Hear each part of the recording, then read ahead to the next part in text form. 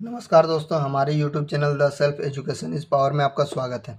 दोस्तों, हम लोग आज 10वां क्लास पढ़ेंगे और जानेंगे कि विधेयक तथा उसके प्रकार अभी तक कितने कौन-कौन से विधेयक हैं और उसके बारे में अच्छा से थोड़ा-सा विस्तार से पढ़ेंगे। ठीक है दोस्तों? और जहाँ से क्वेश्चन बन सकता है उसके बारे में थोड़ा डिटेल्स में जानेंगे, ताकि क्वेश्चन आप लोग कहीं कोई भी एग्ज़ाम में बैठे तो आप लोग फँसे नहीं, चाहे वो यूपीएससी का एग्ज़ाम है, क्योंकि मेरा नोट्स इतना डीपली होता है दोस्तों, इतना डीपली होता है कि आप लोग यूपीएससी तक का तैयारी यहाँ से कर सकते हैं। इसके अलावा आपका आपका कहीं और से क्वेश्चन आएगा ही नहीं, और हम जिस तरह सजा के लिखते हैं आप उसी हिसाब से सजा के भी लिख सकते हैं। तो यूपीएससी से लेके आप छोटे से छोटे एग्ज़ाम तक, बड़े से बड़े एग्ज़ाम से लेके छोटे से छोटे रेलवे वगैरह तक एग्ज़ाम तक, क्योंकि देखिए आजकल इतना कंपटीशन बढ़ गया है ना दोस्तों, कि आप सोच रहे होंगे कि हम रेलवे का तैयारी कर रहे हैं या एसएससी का तैयारी कर रहे हैं, एक कांस्टेबल का भी तैयारी कर रहे हैं, तो हम लोग एक कांस्टेबल का पढ़ाई पढ़ेंगे तो मेरे लिए बेटर है। लेकिन नहीं, आप गलत सोच रहे हैं। आप अगर कांस्टेबल का तैयारी कर रहे हैं तो आपको सीजीएल लेवल का तैयारी करना पड़ेगा, तब आपका एग्ज़ाम क्रैक होगा, क्योंकि आपसे बड़े धुरंधर बैठे हुए हैं यहाँ पे। ठीक है? आप अगर 4 घंटा पढ़ते हैं तो 8 घंटा पढ़ने के लिए कोई बैठा है। आप अगर 1 बुक पढ़ते हैं तो कोई 3 बुक पढ़ के बैठा हुआ, 3 बुक पढ़ के बैठा हुआ, ठीक है? तो आप उसके मुकाबले में बहुत कम हैं। तो कोशिश करिए कि अपना एक ऐसा तरकीब निकालें, एक ऐसा पढ़ाई पढ़ें, एक ऐसा जगह से पढ़ाई पढ़ें, ताकि आपको किसी को भी कंपटीशन और आप देने में एक अच्छा सा मुकाम हासिल हो, ठीक है? ताकि आप लोगों का नंबर उठे एग्ज़ाम में। क्योंकि हम डिस्क्रिप्शन वगैरह पढ़ते हैं, जो भी नोटिस दिया जाता है सरकारी एग्ज़ाम के तरफ से कि आपका 30% 40% के लिए क्वालिफाइड है, वो 30-40% धरा का धरा रह जाता है और कट ऑफ 100 में 98, 99, 101, 102 जाता है। हमको पता है और आप लोगों को भी अच्छे से पता होगा। ठीक है दोस्तों, तो अब हम लोग आगे बढ़ते हैं। ठीक है? बाकी का बातचीत हम लोग आगे करेंगे। ठीक है? तो देखते हैं विधेयक तथा उसके प्रकार के बारे में।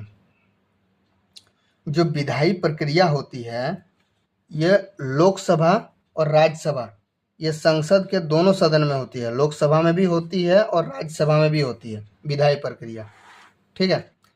संसद में पेश होने वाले विधेयक 2 प्रकार के होते हैं। एक होता है सरकारी विधेयक, एक होता है गैर सरकारी विधेयक। दोनों के बारे में थोड़ा डिटेल्स में हम लोग जान लेते हैं, और आप भी थोड़ा ध्यान से देखिएगा इसको। जो सरकारी विधेयक होता है वो मंत्री द्वारा पेश किए जाते हैं, लेकिन जो गैर सरकारी विधेयक होता है वो मंत्री के अलावा किसी भी सदस्य पेश कर सकता है, मंत्री के अलावा।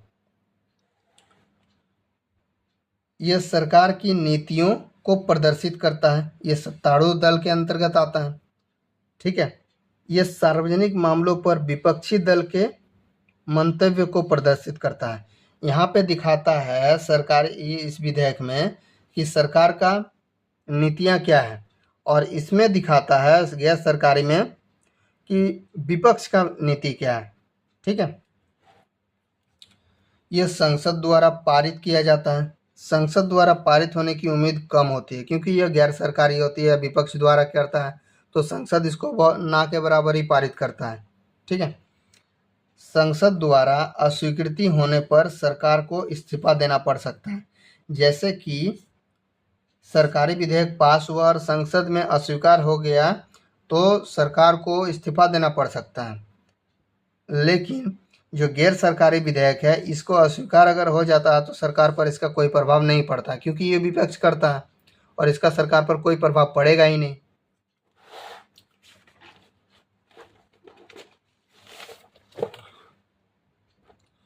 आगे देखते हैं। सदन में पेश करने से पहले 7 दिन पहले नोटिस देना पड़ता है सरकारी विधेयक में, और गैर सरकारी विधेयक में 1 महीना पहले नोटिस देना पड़ता है। इससे संबंधित विभाग जो है वो विधि विभाग के परामर्श के से पेश होता है। विधि विभाग इस पर सरकारी विधेयक जो होता है, सरकारी विधेयक विधि विभाग के परामर्श पर पेश होता है, और जो गैर सरकारी विधेयक होता है इसका निर्माण इससे जुड़े संबंधित सदस्य जिम्मेदार होते हैं। इसके लिए कोई विभाग नहीं होता है, इससे जुड़े जो सदस्य होते हैं वही उसके जिम्मेदार होते हैं। संसद में प्रस्तुत होने वाले 4 श्रेणियां कौन कौन सी हैं? ठीक है, 4 टाइप के विधेयक आते हैं संसद में प्रस्तुत होने के लिए। साधारण विधेयक, धन विधेयक, वित्त विधेयक और संविधान संशोधन विधेयक। थोड़ा डिटेल्स में जान लेते हैं चारों के बारे में अच्छा से। साधारण विधेयक क्या होता है? ये साधारण विधेयक के बारे में अनुच्छेद 107 और अनुच्छेद 108 में बताया गया है। ठीक है, उस साधारण विधि निर्माण की प्रक्रिया वाले विधेयक साधारण विधेयक होते हैं। इन्हें संसद के किसी भी सदन में प्रस्तुत किए जा सकते हैं। जो साधारण विधि से पास होता है उसी को साधारण विधेयक कहते हैं। बस इसका अनुच्छेद याद रखिएगा अच्छा से, 107 और 108। साधारण विधेयक जो होते हैं वो साधारण बहुमत से पास होते हैं। प्रक्रिया इसका क्या होता है? ये पहला सदन में जाता है और उसी सदन में फेल हो जाता है तो खत्म हो जाता है प्रक्रिया।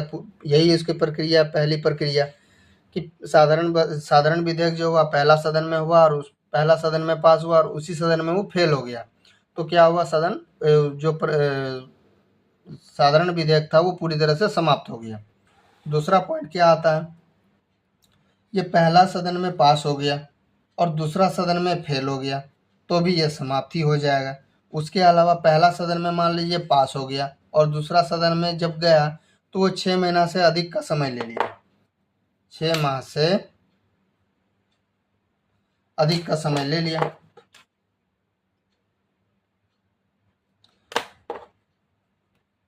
तो भी वो समाप्ति हो जाएगा। ठीक है, साधारण विधेयक जो होता है वो 5 चरणों से गुजरता है। पहला, विधेयक को राजपत्र में शामिल होना। पहला चरण विधेयक को राजपत्र में शामिल होना पड़ता है।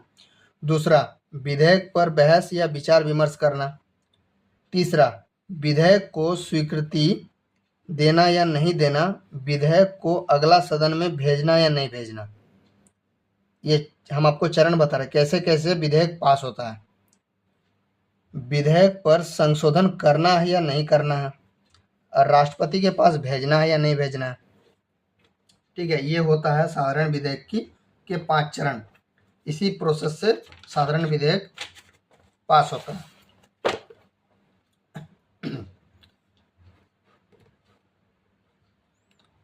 यदि विधेयक को पारित करवाना आवश्यक हो तो राष्ट्रपति संयुक्त अधिवेशन बुलाता है अनुच्छेद 108 के अंतर्गत। ये बहुत इंपॉर्टेंट है, इसको याद रखिएगा। संयुक्त अधिवेशन कौन सा अनुच्छेद के अंतर्गत बुलाया जाता है? अनुच्छेद 108 के अंतर्गत कौन बुलाता है? राष्ट्रपति बुलाता है। ठीक है, इसकी अध्यक्षता जो है वो लोकसभा अध्यक्ष करता है। अगर मान के चलिए लोकसभा अध्यक्ष नहीं है तो लोकसभा का उपाध्यक्ष करेगा और अगर वो भी नहीं है तो राज्यसभा का उपसभापति करेगा। उपसभापति करेगा, सभापति नहीं, क्योंकि राज्यसभा का सभापति कौन होता है? राष्ट्रपति होता है। ठीक है, तो इसका अध्यक्षता उपसभापति करेगा। जब किसी विधेयक पर गतिरोध, मनमुटाव की उपस्थिति उत्पन्न हो जाती है तो संयुक्त अधिवेशन बुलाया जाता है। ठीक है, संयुक्त अधिवेशन कब बुलाता है? जब किसी विधेयक पर मनमुटाव हो गया, झगड़ा हो गया, बहस ज़्यादा हो गया, तब संयुक्त अधिवेशन बुलाया जाता है। अनुच्छेद 108 के अंतर्गत दोनों सदन के लोगों को बुलाया जाता है उसमें, क्योंकि बहस तो नॉर्मल सी बात है, बहस तो दोनों सदन के बीच में ही होगा, तो दोनों सदन के लोगों को उसमें बुलाया जाता है, तभी संयुक्त अधिवेशन होगा। नहीं तो जब जब दोनों सदन राजी ही होगा, कोई झगड़ा ही नहीं होगा, कोई मनमुटाव ही नहीं होगा, तो संयुक्त अधिवेशन क्यों बुलाएगा? ठीक है, संयुक्त अधिवेशन जो होता है वो साधारण विधेयक और वित्त विधेयक पर बुलाया जाता है। इसको याद रखिएगा, संयुक्त अधिवेशन सिर्फ साधारण विधेयक और वित्त विधेयक पर बुलाया जाता है, धन विधेयक पर नहीं बुलाया जाता है।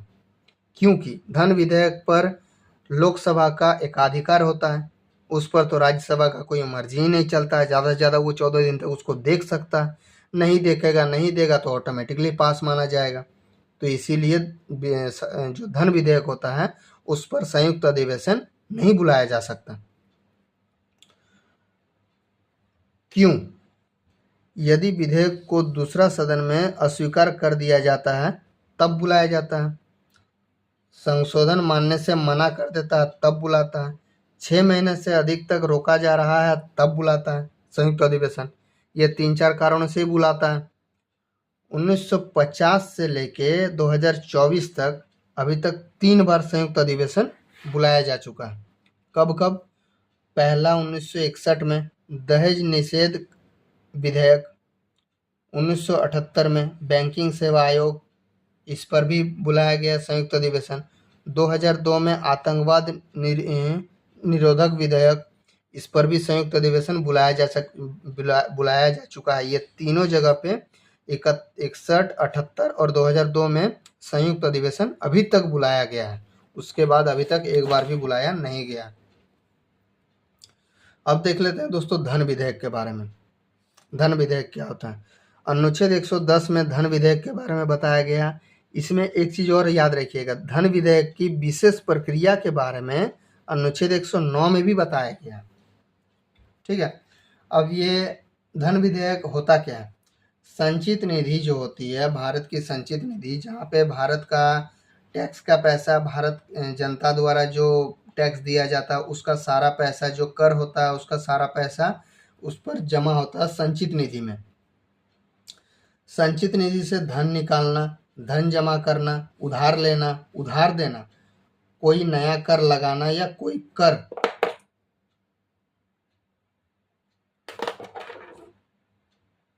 कर का समाप्ति, इन सभी से संबंधित जो प्रस्ताव होते हैं उसी को हम लोग धन विधेयक कहते हैं। मतलब कहने का पूरी तात्पर्य ये है कि जिसमें धन का उल्लेख हो वो धन विधेयक होता है। ठीक है। धन विधेयक से संबंधित प्रस्ताव वाले विधेयक धन विधेयक कहलाते हैं। धन विधेयक राष्ट्रपति की पूर्व सहमति से लोकसभा में प्रस्तुत किए जाते हैं, जिसे राज्यसभा अधिकतम 14 दिन तक रोक सकता है। आपको हम बता ही चुके हैं ये बात कि धन विधेयक राष्ट्रपति के पूर्व सहमति से होता है। इसमें लोकसभा का एकाधिकार होता है। राज्यसभा इसे ज़्यादा से ज़्यादा 14 दिन तक रोक सकता है, उससे ज़्यादा वो रोक ही नहीं सकता। अगर 14 दिन के बाद 15वां दिन आता है तो लोकसभा के हिसाब से वो बिल पास हो जाता है, फेल नहीं होता, पास हो जाता है। ठीक है। कोई विधेयक धन विधेयक है या नहीं है, इसका निर्णय लोकसभा अध्यक्ष करता है। कोई विधेयक धन विधेयक है या नहीं, इसका जो निर्णय होता है वो लोकसभा अध्यक्ष का होता है और उसका निर्णय ही अंतिम होता है। ठीक है। धन विधेयक जो होता है वो लोकसभा में प्रस्तुत होता है और अगर लोकसभा में फेल हो गया, धन विधेयक अगर लोकसभा में फेल हो गया ना, तो सरकार को त्यागपत्र देना पड़ेगा। धन विधेयक ऐसा विधेयक है, सरकार के लिए बहुत डेंजर भी है। अगर धन विधेयक लोकसभा में प्रस्तुत हुआ और लोकसभा में ही फेल हो गया ना, तो पूरा का पूरा सरकार को त्यागपत्र दे सकता है। इसीलिए इसी को हम लोग बोलते हैं कि सत्ता पलट गया। इसमें विपक्ष उसका फायदा उठाता है। जब धन विधेयक होता है तो विपक्ष उसका फायदा उठाने का कोशिश करता है और लोकसभा के में प्रस्तुत होने के बाद उसको फेल होने के लिए बहुत सारे उपाय लगाते हैं, लेकिन बहुत बार हो जाता है, बहुत बार नहीं होता है। तो जब अगर फेल हो जाता है तो सरकार को त्यागपत्र देना पड़ेगा।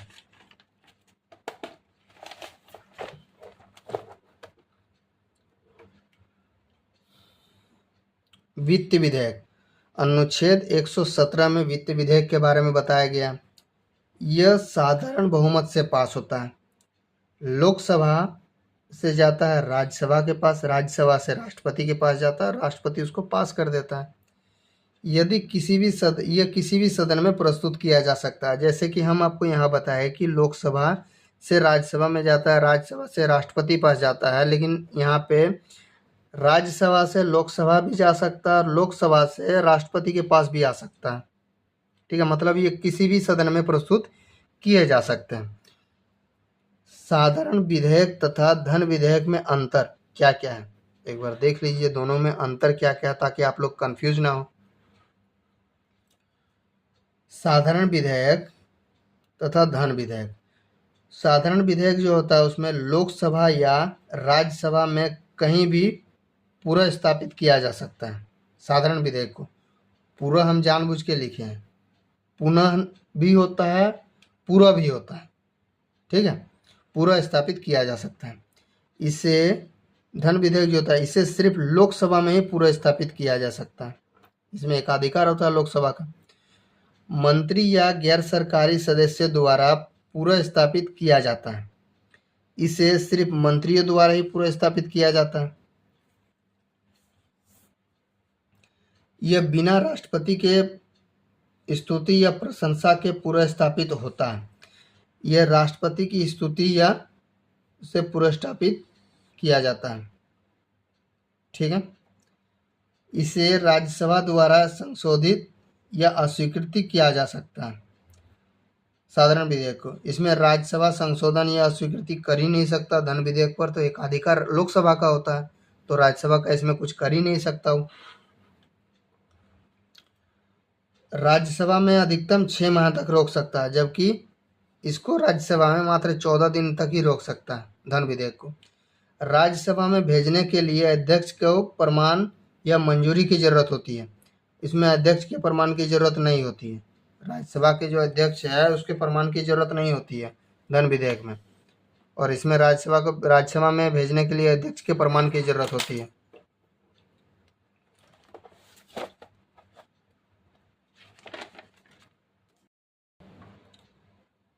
सात नंबर में क्या दिया गया है दोस्तों, इसे दोनों सदन में पारित होने के बाद राष्ट्रपति के पास भेजा जाता है।